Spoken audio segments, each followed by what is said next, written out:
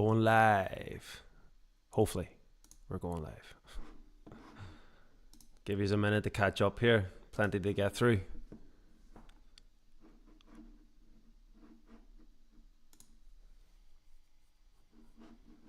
Just make sure we're live before we start here.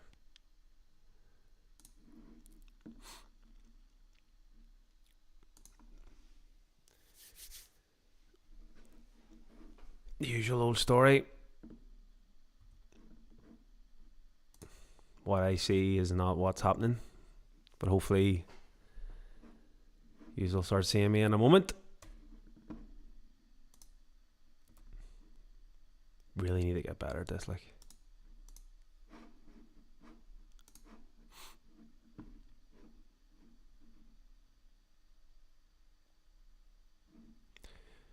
Okay, usual drill. What are you saying? Can you hear me? From what I see on YouTube is not what, as always, users saying. Freaking disaster, these things.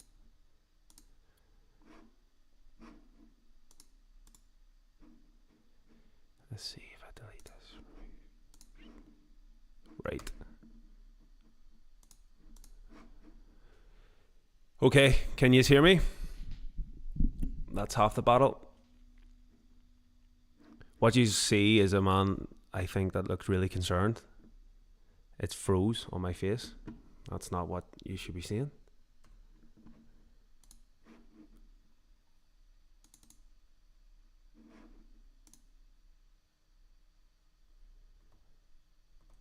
Let me see now.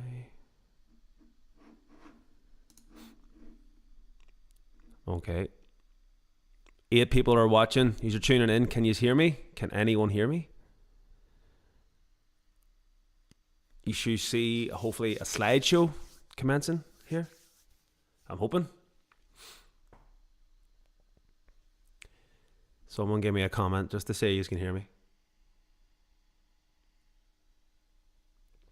Video's not working. Is it working now? I think there's a slight delay. You should be seeing my face in a tiny box with a slideshow. If you can confirm that, we'll get stuck in. All good. There you go. Okay, working fine now. Okay, guys, we just had a few RNSs drop. I was about to record a video just on Prem, and I thought, well, better off going live here. A lot to digest in the RNSs that have come out over the last week. So first off, I've been away for a couple of weeks in Spain, having a good time. I'm back. Prem, we had the deadline of the 10th that I guess was missed. Let's be honest, it was missed. But we have received a couple of RNSs about the first being the general meeting that was to take place on the 8th of July. Obviously, it's now scheduled for the 29th of July 2024 at the Chesterfield Mayfair Hotel in London. The addendum and supporting documents are all being posted on their website, so you can read into that. For those that are going to attend, my thoughts on the proposals is the same as what's being pushed. Shareholders are encouraged to review the explanatory notes to the addendum and to vote either in person or by proxy. I won't be there, obviously, in person, but I'd be voting in proxy. And I'd be voting in favour, through gritted teeth in favour. And we talked about this in the Discord. My thoughts is that whatever choice have you got, they need money. People are starting to knock on the door looking the money. And it is what it is. What's the alternative? Don't vote in favour, and then the company doesn't have the money and we're screwed. So for me, it's a easy choice to make, while it's further dilution and all of that. I feel like the share price is hopefully baked that in.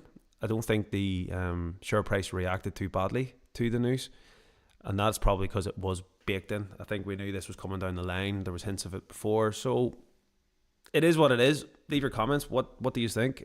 Are you voting in favour? Regardless of your feelings of it, what's your thoughts on actually doing it? That's mine. So the resolutions then. The resolution involves the disapplication of the preemption provisions for up to £2 billion ordinary shares. So a hell of a lot of dilution. But again, it's necessary. It's aimed at addressing the outstanding fee. And we kind of knew this was going to come, I think. So it's part of the agreement with CanMax. They're looking paid, and it's just what's needed, guys. We'll have to keep the ship afloat, and that's just where I sit with it.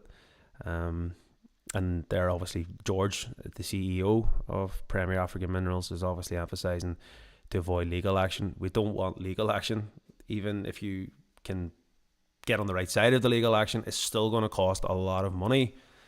So I don't, again, think there's anything else we can do there. We'll have to ensure that there is funding to keep the project going. And we'll get into, obviously, the RNS that followed this one that came out today. And let's just have a look at some of the comments then. Excuse me. Yeah, people are saying there's literally no other option. There really isn't. There really isn't any other option. You'd be foolish, I think, to vote against it. There is no other option. So, yeah, I guess that'll probably be voted in favour of. So they engaged with Zenith in 2021 for a share placement of the agreement with CanMax. So that was well documented at the time. $2.078 million. So pretty much had to pay the piper. They're coming. They're looking their money. And they had Premier African Minerals has obviously committed the shares to Zenith and has not been able to settle the fee due to funding requirements and share price depreciation. So if everything had played out fine, this wouldn't have been an issue. We wouldn't even be talking about it. But we know of the difficulties that Prem has faced through many different excuses, reasoning. Some valid, some maybe not so valid. Mismanagement, things could have been handled better. I think we're all fair enough to say that. However, it's been a difficult project. We hope that this time last year we'll be in production. We are where we are. I feel, my own thoughts now personally, again, do your own due diligence. I do feel that since we've maybe sorted out some of our subcontractor issues, let's say, I feel, and it's just my feeling, I think if you look at the timeline of when we got rid of, say, Stark and the sort of subcontractor issues, I feel like we've made good progress. Maybe I'm being naive. That's up to you to decide. But I feel that we've been ticking boxes. We're moving down the road. And this resolution would ensure the settlement and the supports, again, more funding to keep the project alive.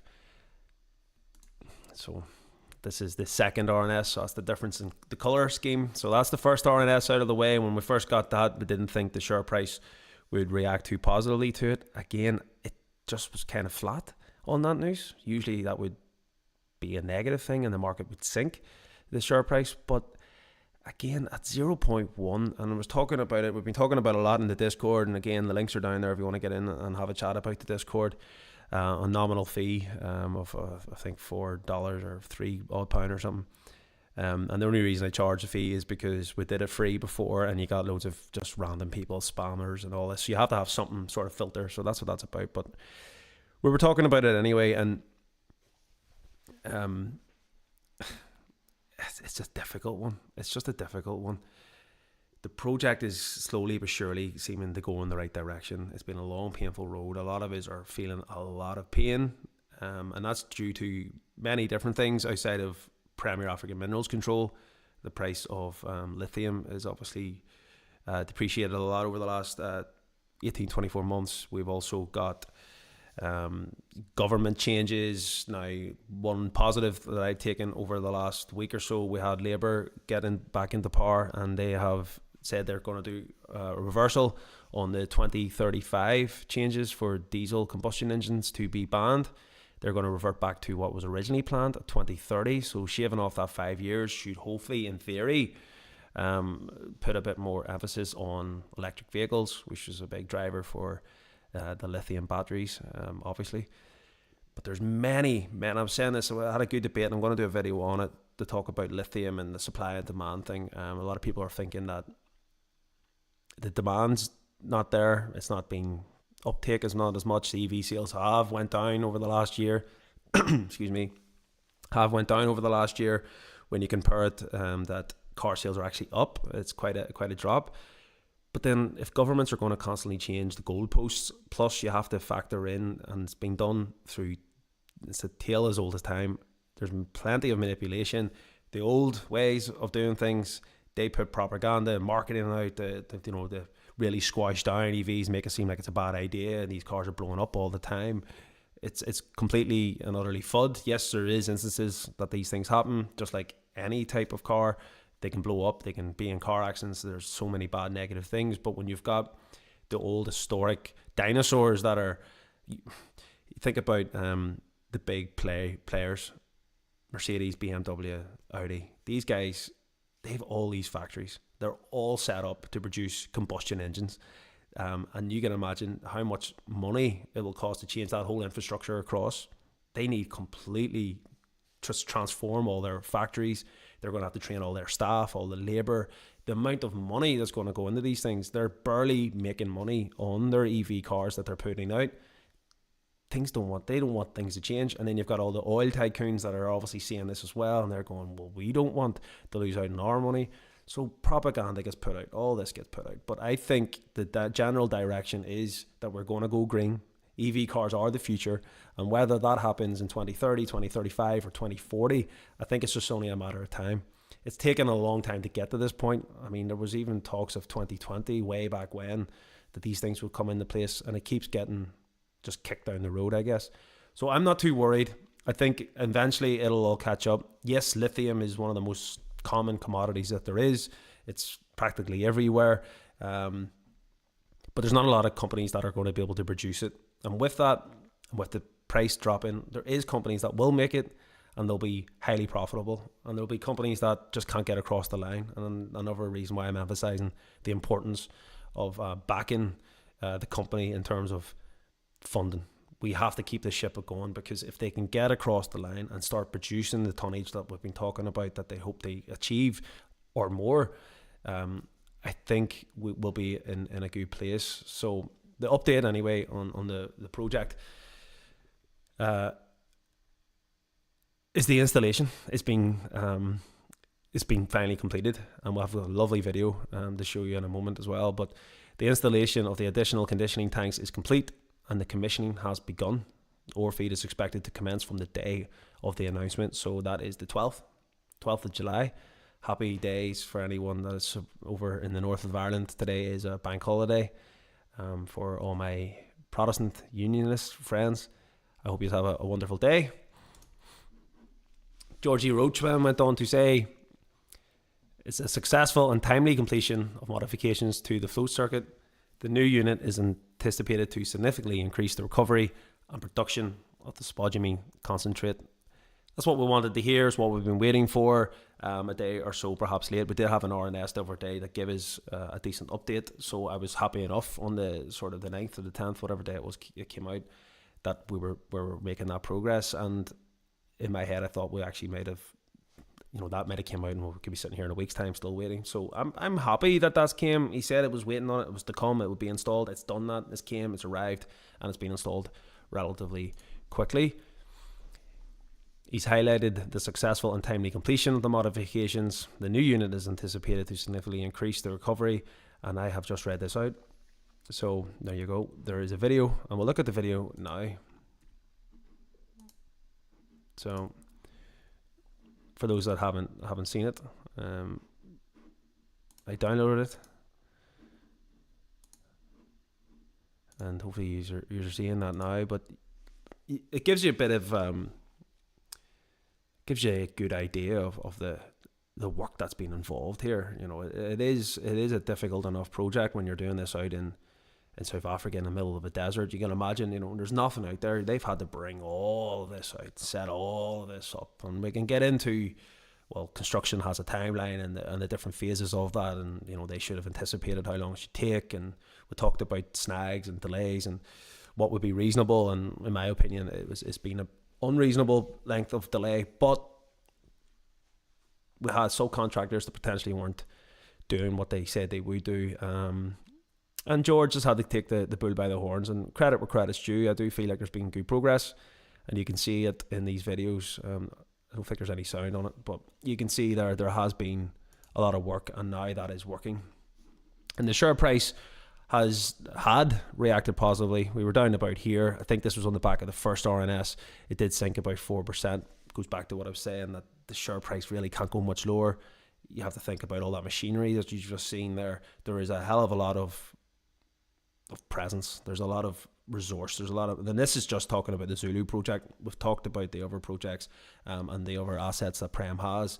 So when you look at the company as a whole and you look at the share price, it just doesn't marry up. The reason we're so low is because I think shareholders and the market has lost faith in the project being delivered. And I just call a spade a spade. I think the market has been baking in potential, maybe the company going bust or a quick fire sale. And you try to put a valuation on Premier African Minerals, and it's very difficult because yes, you have an asset, but if you just strip it back to basics, people go bankrupt. If I was to go bankrupt tomorrow, the banks would come in, take my house, put it to auction and sell it, and more than likely it would be sold at undervalue. The banks don't care. Debts need paid. They just want their money. They're not in it to make the most buck. They just want to get in, get their assets stripped and be done with it. Excuse me. Sorry. My throat's racked. But yeah, that's in theory the simple way. So how do you put a valuation on it? Well, I still think 0.4, 0.5 is fair value for where we currently sit while we're commissioning and we're hoping to start producing. We haven't done that yet. And I don't think the share price is going to react really positively until we're starting to really do that. Now, if we vote in favour of this, which provides stability to Prem, it gives Prem and the shareholders confidence that, well, we're going to keep the lights on effectively for a bit longer. And if we're starting to produce, well, then in theory, the only way is up. So it would be interesting to see. I think we're going to have to wait till the end of the month until we do the share price, or sorry, the share raising. But if we vote on that, and in the meantime, we're starting to produce and bags are starting to roll out, I would highly expect the share price to recover some. And I think, I mean, worse news is out there. I mean, this is a positive day. We've been able to do what he said we would do. So in theory, we should start seeing the share price go up. And then on the back of that RNS, it did shoot up 10%. And at the peak, we were up about 12%. And if we look at the actual charts then, for a bit more technical, while it's not loaded, let me just refresh that screen here. Let's have a look at some comments.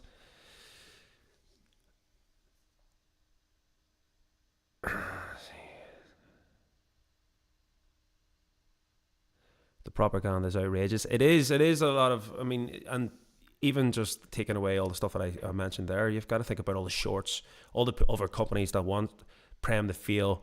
You don't know who's watching this. They could be looking at it, rubbing their hands together, licking their lips, thinking, right, this company doesn't make it, we're going to build a swoop in potentially and get this. Will CalMax have first refusal of the site? Probably, but still, there's so many factors at play. There really is. And EM markets are just horrible markets to be in. So many companies can just put out whatever version of their company profile that they want and hope that people are going to buy into it. And if a CEO is corrupt and doesn't want to, do what, or just pretty much lie, they can get away with it, which is just disgusting. But that's an argument for a different day. I think a lot more needs done in terms of regulations of these EM companies. But, that's not going to be solved on my YouTube channel, that's for sure. Plant looks great, but we obviously only need one thing now. Yeah, well, Darren, I think you're right. We need to get producing. We need to get the bags rolling out on the back of the lorries and money starting to come in. But like I said, get the share raise done, get that approved, get the money in the bank. Hopefully we'll hear a decent update on the bags that we have already produced while they're not up to the full grade. Hopefully we can start generating some income properly from that. And just start snowballing slowly but surely. We start getting a bit more confidence in. We've got money to keep the lights on and things should start changing is what I'm hoping for. Maybe again being a bit optimistic. It's funny seeing Coda and the basic foundation photos yet valued far more as a company at the moment. Goes into what I was saying. I think we had that with Prem. We did touch the 1p about 12, 13 months ago. And the reason we did that is because anticipation, because we were ticking the boxes, things were going along in the right direction. But as you dilute the company, that's going to bring the price down, and just failure after failure and disappointment after disappointment. And then people start thinking, well, these guys are, there's debt owed, there's money that needs paid. And yeah, unfortunately, I think, as I said, the market's just lost all faith. Let me just have a look at the share price on Google. So it's saying we're up only 1% now. It is dipped. Whether that's swing traders potentially looking in, rolling the dice. I mean, there's a nice 10, 12% some people may have got, and there has been people, if we look at this the last 5 days, if you were snapping up shares around these prices, you've done okay out of it. Talked about this in the Discord as well. Really, the share price hasn't done really anything in a very long time. We're looking back between the 30th of May till now, so that's about 6-7 weeks really of nothing, good or bad. We've had some positive news, share prices pumped a bit, bad news dipped a bit, but it's just sitting flat at 0.1. It just doesn't want to move, and I don't think it will move until we get that proper production. But we're after today's RNS looking a lot more likely of that happening now, which is encouraging, I think. I had originally drew some of these really low bearing lines. For me, any good pump, and I would have hoped that we may have got that, but I think if you read that RNS in its detail, there is a lot of ambiguous maybe statements, anticipated, we hope, all this. They need to get it done. But we should see, once we get some bags out the door, we should see a good rise up to 0.13. That'll be resistance. But once we can break out of that, then I feel 0.23 will be the next target for us. You can see here as well the struggle to get above our moving averages. First one you got to be looking at is the 9-day moving average. If we can get above the weekly average and stay above that 20-day moving average and just try to build on the momentum, that would be positive.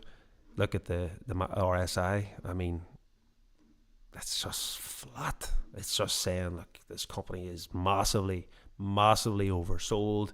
It's rock bottom. It's only going to go lower if the worst comes, and I just don't think that's going to come. There'll be maybe people that are a bit anxious about the AGM, but to me, if you're a shareholder of Prem, I mean, the choice is easy. I'd be stunned if we don't get the votes. But like I said, shenanigans, bigger players do have a lot of shareholders. For the likes of Camax, do have a lot of stake in Prem. I'm not saying this is going to happen, and I highly doubt it's going to happen, because it's massively going to benefit Camax if we can start producing. But who's to say that they don't vote in favour of it and they're looking at a quick fire sale? You just do not know what's going to come. So the market's going to be nervy, I think, until the AGM. But if we can start producing bags, that's going to really shore up things, and the share price will pump. It will pump very hard on the back of good deliveries, but we're not there yet. Let's have a look at the MACD. It's showing a bit of upside, but I think you've got to wait. You've got to wait to break these averages, and you've got to wait on significant news. I don't think technically there's anything that's going to make this move.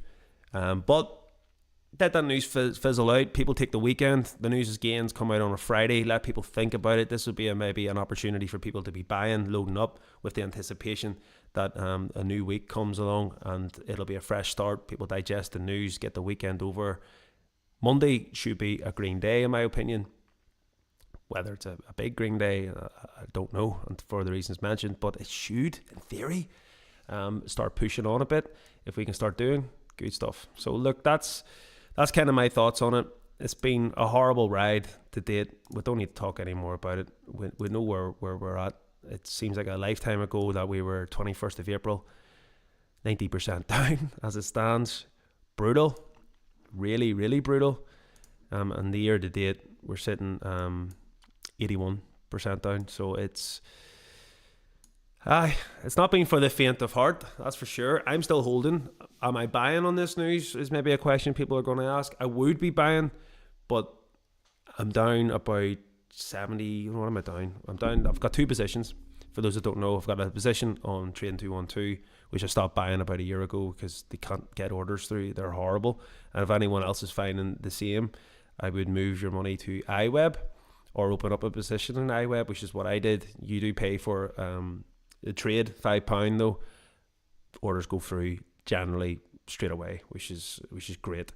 And I've got a position in there. My average position is just shy of 0.39. I think it's 0.389 or something. So say 0.39. So still pain, still feeling quite a bit of pain. Let's have a look. We're down about, it's not quite, down about 70%, which is not good. But I'm hoping that we do all the things that we said. We'll fairly see the share price go back up to those levels. So I'll just have a quick look at some questions and then we'll wrap it up, guys. Shorts only have limited gains. That's a good point, Darren. You know, you'd be an absolute idiot unless you knew some insider information and the worst was to come. No one's opening up short positions at these prices. I mean, you're taking a real gamble.